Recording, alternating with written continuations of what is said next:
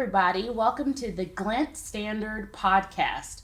We are going to take the next 15 minutes and talk with you about tips on starting your career. I mean, it's January 2022. Why not? So I'm here with Jamie Mendoza, and we're going to have a nice little chat.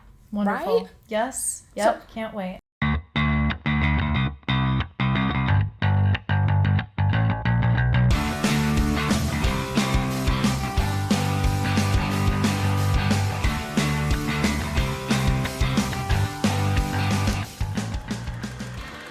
So it's January.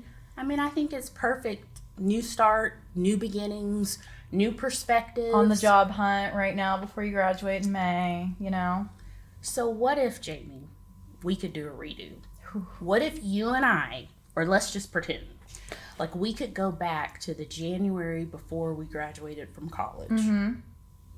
Because that was crunch time, don't you think? Very much so. A little scary. Your anxiety because you don't know where you're going to it? work, where your career is going to be. Yeah. Or if you're going to disappoint people. I remember that. You know, and all your training, or if you're even trained enough, if you have all of the skills that you need. Yep. And we do talk about this in our Educational Gap podcast about the things that you learn in college versus the things that you learn about in the real world. I'm on that one as well. Nice plug. Yes. So go and check that one out because that piggybacks kind of off of what we're saying here. But yeah, I mean, if I was 20 years old in the job hunt right now, first of all, it's way 22. 22. You're about to... I mean, well, definitely when you're 20, get those internships first. You know what I'm saying? No, that's true. And don't procrastinate. Don't procrastinate. So if we're talking about job hunting, yes, the resume, interviews, and then perhaps like even networking, right? Because I could tell myself a lot of things, right? If only I had known, right? Especially with all the things that we know now, and in our experience here, even my short time in the career world, because I'm a little more recent than you. I know. Okay, so let's go back. So you graduated probably two or 3 years ago? 2020, midst of COVID. 2020. Yeah. Okay. And so Erin here graduated in 2000. Ooh. So I'm 22 years Still young. out. Still very young. Yeah, don't crack. I think if I were telling my 22-year-old self, I would start on LinkedIn, which job is hunting. Yes, job hunting. Just see, instead of the Glassdoor, Indeed, obviously those are really good platforms to see open positions, but LinkedIn is where you get all of it. I mean, I had no idea the amount of information that's available to you on LinkedIn until I became part of this agency, until I became utilizing LinkedIn as kind of a business development networking platform. But it's for a lot, and you can filter out your searches, you can filter out your titles of career. That's good. I tell all of my friends who are coming out of like their master's degree, coming out of their education, and telling them you have to get on LinkedIn and be present on that app, because if you're more present, the more things come your way. So I think that is a good point. So it's a missed opportunity. Very. It's like right in front of our faces, but you're not using low-hanging fruit. But the second point that you just said, be engaged, yes, be present. So yes, what would you say? Is that posting more? Is that responding to people? Yeah, it's posting, and it's also engaging with your audience, connecting in groups. That's another great way to do it. We can touch on that in networking as well later on, but I mean, when you're posting and becoming more active and engaged on that platform, LinkedIn reads you as someone who utilizes it to the most advantage. And so when I figured this out when I came into the agency. I started becoming more active, and I started posting about like our blogs and my time networking, and I started getting more notifications like, hey, 10 people viewed your post, see who they are, or hey, this position just got opened here. I would never leave, but but you get more opportunities if you're more active on that platform because it reads you as a social person. Okay, question. What's a big no-no? On LinkedIn? Big no-no. Utilize LinkedIn as a professional platform and not a personal platform. Well, what does that mean, Jamie? What does that mean? And if you want to look at our social media for marketing podcast, another shameless plug. Mm-hmm. Basically, LinkedIn is more of your professional profile. It's not, here's what I was doing on the weekends with the girlfriends, or this is my current thought right now, like Facebook is. It's more of, I met this person, he taught me this, or here's what my company is doing, stuff like that. I would definitely utilize LinkedIn as more professional, and a no would be utilizing it as, say, Instagram. But if you were a college student, would they talk about internships? Talk about internships, talk about accomplishments that you're doing in school, what you've learned. I was a part of a program called Lindsay and Ask when I was at OU, and basically it's a PR and advertising firm run by students. We had a ton of experience doing stuff like client work and projects, and if you post about that, it just gives you more of that experience upper hand than it would if you kind of didn't do anything about it. Yeah. Because people look you up on LinkedIn. That's the first thing we do. Yeah, definitely. Looking people up, because why not? Mm-hmm. I want to see how you are on LinkedIn versus Facebook. Yeah. So if you went back 2 or 3 years. If I went back, you would be more active. Yes, I would not only be more active on LinkedIn, but I would utilize that as a job search platform, because that's what it should be used as. Now, more than ever, They changed the algorithm to kind of adhere to people looking for jobs. I don't know if that was due to COVID or if it was already in the making, but it's very, very easy to find jobs there. And people are looking on LinkedIn because no one wants like a ton of Indeed, Glassdoor notifications all the time. I mean, we don't when we're hiring. So everyone's looking to see if you're reading stuff on LinkedIn, to see if you're actually doing what we're asking you to do in the job application, which we can get to that in a second. But I would definitely job hunt via LinkedIn and not like Google search. Right. So still very relevant. So back when I graduated, I don't know. I don't even know. This is a good question for viewers and listeners. In 2000, was LinkedIn around? Right. I was going to ask, but I didn't want to come across as like you're a dinosaur because you're not. I know. Don't even get me started on email addresses in college. And all that. I got like my first major one. What would you do if you were looking for a job? Oh gosh, it was the hard way. But actually, I found my first job talking with my professors. Oh, that's really They good. were my gateway. Yeah. Having conversations. And in fact, my first internship I got through a professor. Wow. With Ketchum Public Relations. Yep. Awesome.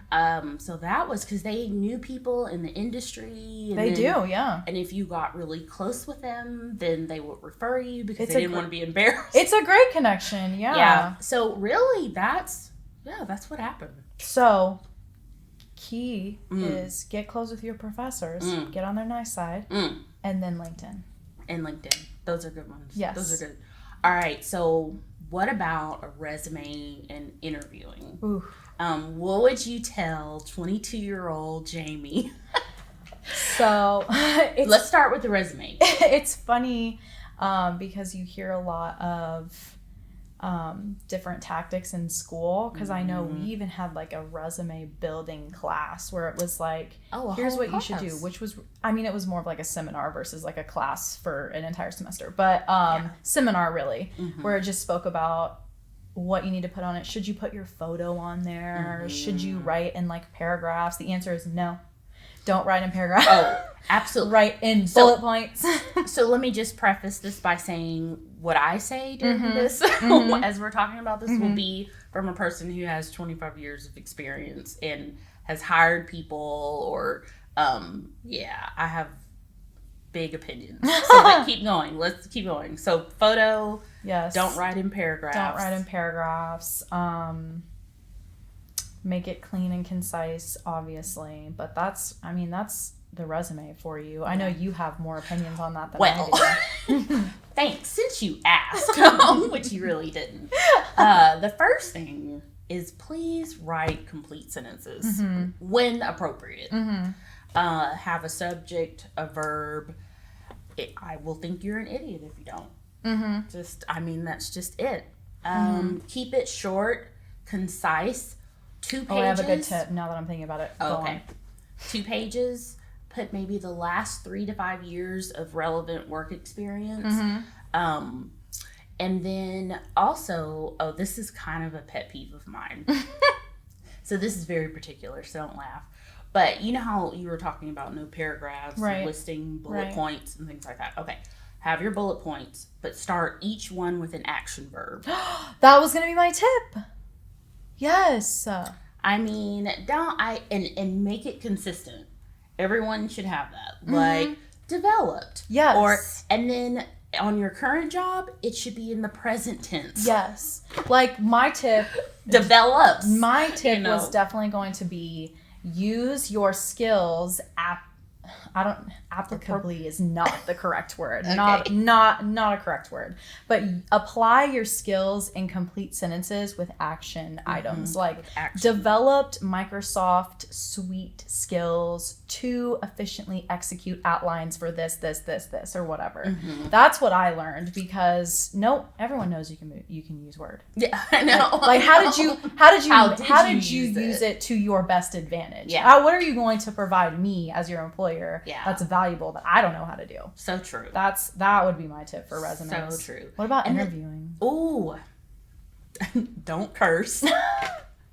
Show up before time. I mean, these are all the things that you hear, but why do we continue to get people that don't do it? Like, maybe that's the question we should ask. I know. You know, is it just resistance? I don't think people know. So, I don't know if it's people don't know. It's more of, for example, and this is more towards like going the extra mile and doing extra effort versus interviewing. Number one, with interviewing, you should definitely ask questions. I don't even think I give people the time of day if they don't have questions back for me. Like if you don't ask me something that challenges me, like throw me off guard because like you're interviewing your future employer. Yeah. That goes off of our company culture podcast. I mean, do you want to know where you're going to be working 8 hours a day for 5 days a week? So what you're saying it's a two-way. Yes, you are interviewing them as much as they're interviewing you. And you know, and that's so important even nowadays because just on the Today Show, our favorite show. Do we get paid for that? For Shameless plugging plug. them? Okay. They were just talking about just given the pandemic and everything that's going on and the shortages and people are really evaluating where they work. Absolutely, and the culture. And they're not going into work. I mean, they're just right. You know, and so I think it is now in the employees' court. Right. The ball's in their court now, right. And I don't think that that's ever happened before. I don't think it's a bad thing either. Yeah. So I like that a lot, really. The employers have to be kind of careful. Because I mean, if you interview someone on the other side, if you interview them and they're just kind of like, "Yep, okay." Is that someone you want? Yeah. Is that a problem solver? Yeah. Is that someone that you're going to be like, oh, they're going to think outside the box? But I don't know, though. Those are, I mean, now they can do that. I mean, it's in the employees' court. Maybe. You know, I mean, I don't think it's smart. I don't, you know. Oh, also do your research. Yeah. No. So, my cousin Chad, it's an inside joke. He was telling me about someone that came in to interview for him. And he was surprised because this candidate had gone on their website and had found certain manuals and things like that. And he was just impressed. Right. That he actually took the time to learn about what the particular organization was doing. So I think that's really important. Yeah. And even though it just sounds so boring, I mean, it's still, It is very important. Yeah. And something that goes on to thinking outside the box and going the extra mile, which is another thing that I would tell my 22-year-old self to do. Yeah. Because when you are a college graduate, about to graduate, looking for jobs or whatever that may be, and you are applying, you think that you're annoying these people when you're constantly contacting. I mean, obviously don't pick up the phone and call them 20 times a day. We're not telling you to do that. However, you have to do more than just submit your resume, I think. And it stands out more to people like us who are hiring if you do that. It's called the blue vase mentality, if you guys don't know about that. And company culture. Briefly tell us. Briefly. What is the blue vase You guys mentality? can learn about it in our other podcast, but basically the blue vase mentality is, are you going to go the extra mile? Are you going to do whatever you can to accomplish this task or solve this problem? And you don't have to do anything outrageous. However, there are many times where I would pay more attention to someone that does go out of their way, and that can just be as simple as like a phone call, as simple as like an email or a LinkedIn message. Hey, just applied, really excited, blah blah blah. I mean, we notice you more if you do stuff like that. I have another example. When I was at Texas A&M Law, one of the employees that I had, his name was Tyler. I'm sure he's going to listen to this. But his wife was a law school student there. Oh, wow. And she would come by and bring like a nice note or whatever. Wow. And at the time, I was like, no, what is she doing? And I told her this, so she knows. They're like, what is Court doing? And it worked. First of all, Tyler was awesome. And just for the fact that his wife was really pushing for him and pulling said a lot. Aww. And I didn't realize until I really sat down and reflected. And I am still in touch with them today. So they are really good friends. Hey, Tyler and Court in Vermont. But anyway, so yeah, you're right. Go the extra mile. Do more than press submit. Don't think it's annoying. Like, don't think because another thing that I've also learned is sometimes you forget. Yeah. I mean, that's terrible to say, but that's the real truth right there. That's the real nugget of knowledge that you should know. Sometimes we forget. Yeah. We're not perfect. We're sitting on this unattainable level as employers. Oh, they have a job. Oh, it's so much pressure. We are not perfect. And we do look over emails and we don't pay attention sometimes. Not all the time, but sometimes. So I think pulling it all together, mediocrity, go past that. Don't do it. Don't settle for it. Because at the end of the day, it will resonate. All right, so last thing really quickly, networking, talking to people. What would you tell your 22-year-old self? That's exactly how I got the job here, is networking. Utilizing your resources. That's more than really networking. That's telling, hey, I'm looking for a job doing this. Can you cast this out? Yeah. Hey, this is how I got my job here. So basically, I feel like I've told this story on this podcast before, but I'm going to say it again. My mom knew Craig's accountant. And so he was like, hey, my friend's daughter is looking for an internship. And that's how I jumped to the top of the pool. Utilize your resources because your parents also have connections, your friends, your professors. Going back to using your professors, utilizing your network holistically is going to get you off in a better run. And preserving your reputation. Because if you did not do well and perform well on your internship, you wouldn't be here. That's true. You know, so it's kind of like your mom mentioning that. That is put true. Your foot in the door, but you had to stay there. And you have to put some work. It's not just, enough by checking the boxes. Yeah. Well, okay, so I have a different perspective. I get nervous and have heart palpitations when we talk about networking. I cannot stand forced networking. So if you and I are friends, I'm really your friend. No, it's for good reason. There's no motive behind it. I enjoy your company, and so it's hard for me to think about networking. So if I were going back to my 22-year-old self, I would just say, be more aware. As you're building these friendships and these relationships, don't burn bridges, and be more aware, and be more vocal when asking for something. Because I think I just kind of had these relationships, but just didn't really go forward any further. That makes a lot of sense. But so just be more verbal, vocal, but still cherish the relationships. Yes. And it's respectfully. Yeah. So anyway, well, I don't know. I think we have some really good takeaways for right. So takeaways that I gathered that you guys should gather too. For the job hunt, utilize LinkedIn as the job search platform. Best platform out there that you're going to find. Also, leverage your professors. They know more people than you think they do. So true. Definitely do that. And then in terms of interviewing and resumes, Short, concise. Action write a items. sentence. Yep. Everything you already know. And then interview your potential employers as they're interviewing you. Mm-hmm. Know that your position is valuable to them as it is to you. So you should always leverage that in any type of question you can. And then Advocate for yourself. advocate In for your yourself. networking. Yes. Advocate. I didn't say that, but I think that's good. And then what am I on? 3? Yeah. Third takeaway is networking. Utilize your resources. And advocate for yourself. And advocate for yourself. Yeah.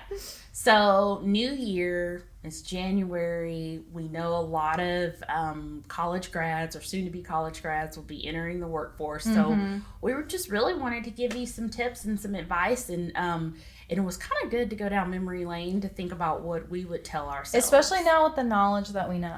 Like going out of the way. Oh, yeah. I will tell you right now, no one thinks of going out of the box and no one thinks of doing the extra thing because they think they're annoying. Mm-hmm. They're like, I don't want to annoy these people, which you're right to assuming that. But but sometimes you forget. And that's probably my biggest one that I would tell myself along with LinkedIn too.